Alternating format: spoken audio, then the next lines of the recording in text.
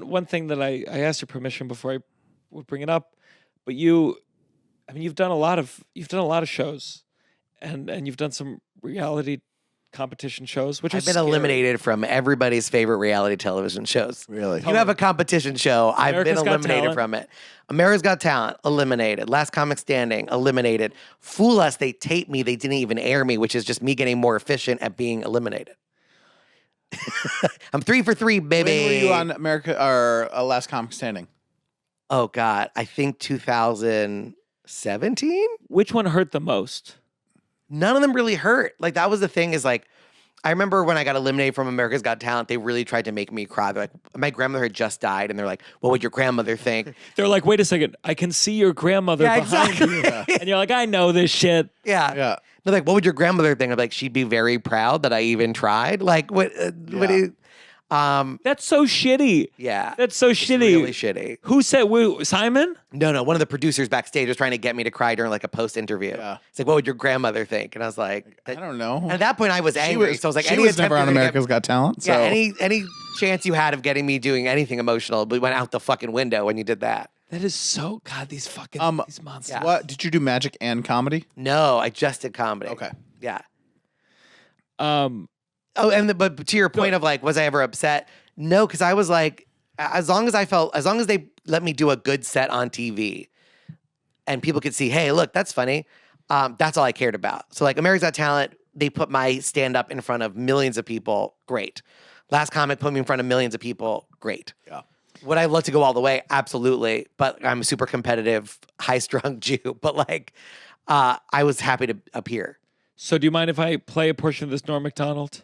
Well, let me set it up, actually. Set it up. Yeah. So, Last Comic Standing, they booked everybody that was going to be on the show. They're like, hey, we want you to be on Last Comic Standing. Great.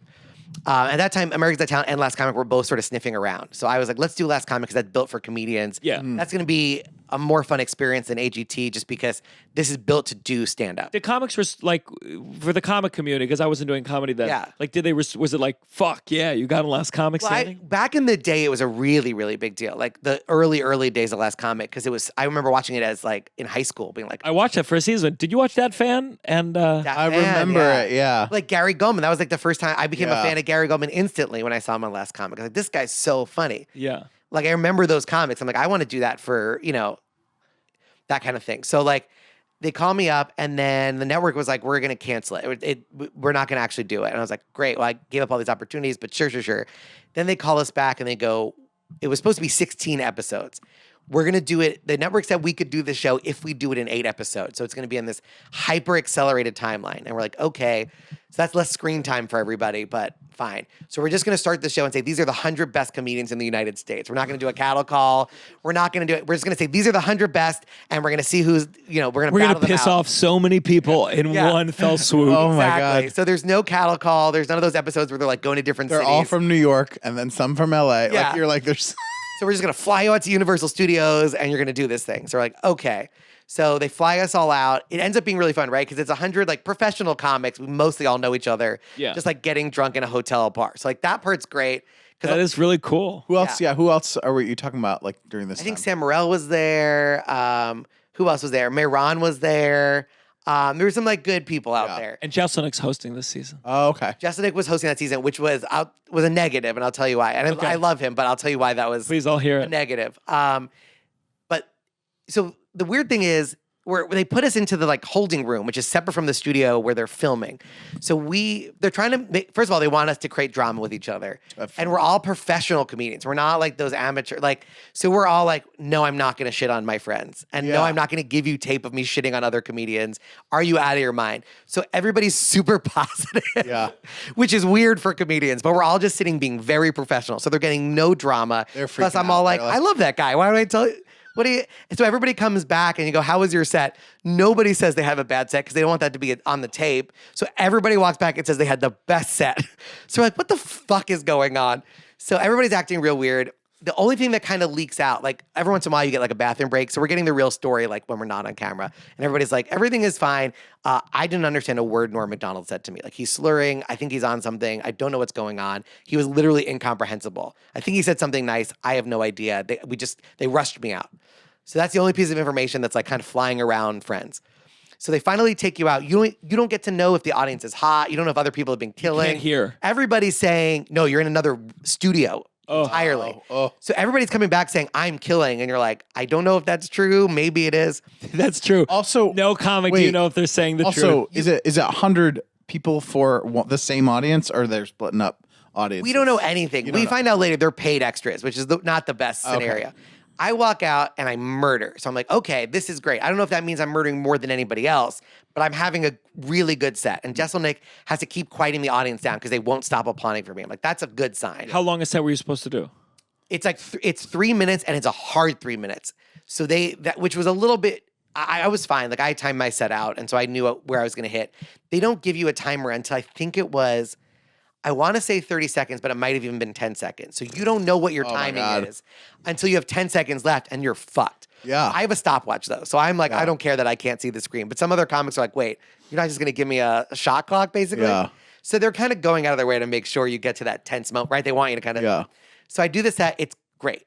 The audience is like on their feet, like it's great. Roseanne is like, I love you. And you're real brave. I mean, the stuff you're talking about, Bible jokes, that's some brave. That's like useless now because she's been canceled out of existence. But at the time, great. Yeah. Hell yeah. At the time, I'm like, yeah, Roseanne Amazing, loves yeah.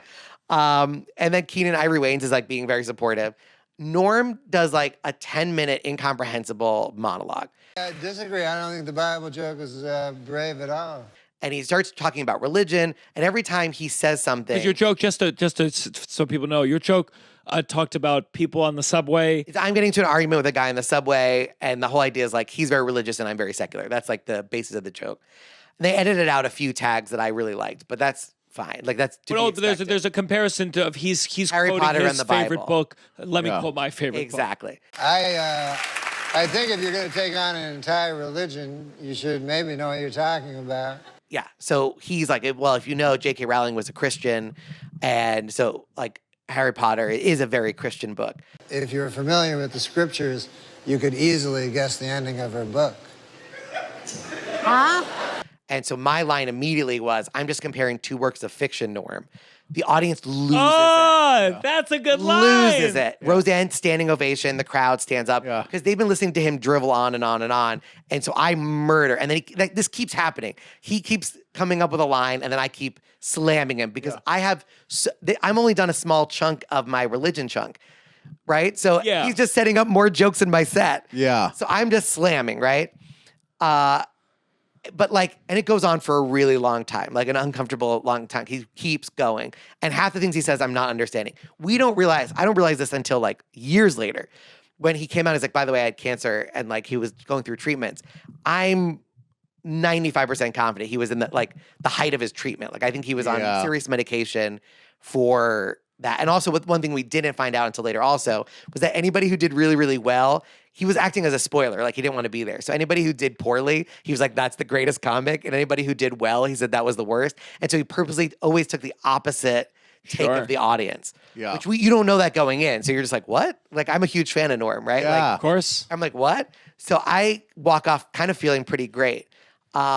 In the actual room, so we're waiting in another room so we can see the feed where Anthony Jeselnik is reading the names. So when they say your name, the audience has to stop clapping. They grab you from the room. They have to take you from one studio to another studio. It's like a 3-minute run before you can come out and be like, yep, that was me. So it's a lot. So it takes like 40 minutes to read all the names. Yeah. But we're all waiting like, oh God, are they going to call me? I'm the first name they read. And I'm like, great. I don't even have to sit there and be like, oh no, is it going to be me? Is it not going to be me? I'm the first name, so there's no stress. I run around. Finally, when the episode airs, though, you'll notice they make all of these changes, right? So Norm says his line, which got booed by the audience. He gets a giant applause break, which he never got during his entire diatribe. Yeah. And then I just like make a face, like, "Murp, murp," and then they move on. And then at the end of the episode, it comes down to me and two other comics, and I'm waiting there nervously, and then they call my name last, and I was like, they make you do all this stuff where they're like, you're just sitting there nervously, like we're just gonna record you waiting, like they make you wait extra long before the first name. Yeah. But so that's all artificial. I was the first name called, so like, am I gonna make it? Yeah, I fucking knew immediately. Yeah.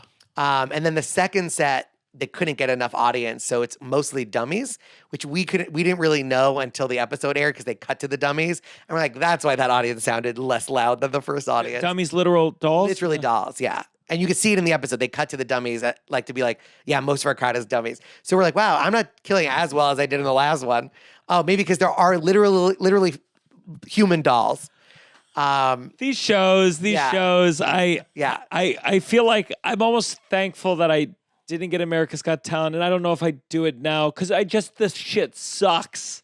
Yeah. This shit sucks so bad. And there's a big risk, right? Because they can edit you. They can edit you however they want. Big risk. Yeah. Did you, when it aired, because you don't show weakness. Yeah. Were you hurt when it aired? Were you embarrassed? Were you pissed? No. If anything, no, because I did those jokes because I feel strongly about them. Yeah. The irony was all the sort of hate was people saying like, yeah, it's not brave to do religion jokes. And I was like, you're defeating your own point. The massive amount of vitriol and hate that I had to endure is proof that what I did was brave. Sure. Right? Sure. Like weirdly, the more they said that, the more they were disproving their own point.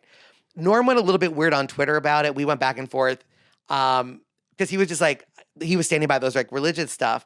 And then I just kept, every time he tweeted something negative, I'd be like, so when am I opening for you? And that was the running joke was like, you're right, but like what dates? Like I see you're in Miami, like can I fly out? Like that was the idea. And then later on I ran into him at Caroline's and we just like got a really sweet moment where he's just like, just so you know, you're like one of the best joke writers I've ever seen. And I was like, well then fucking say that on camera. Yeah. Oh, by the way, Norm Macdonald died on my birthday. So if anybody's wondering who won or if God chose a side in the end, Norm died on my birthday. And every comic on the planet texted me and was like, I guess your birthday wish came true.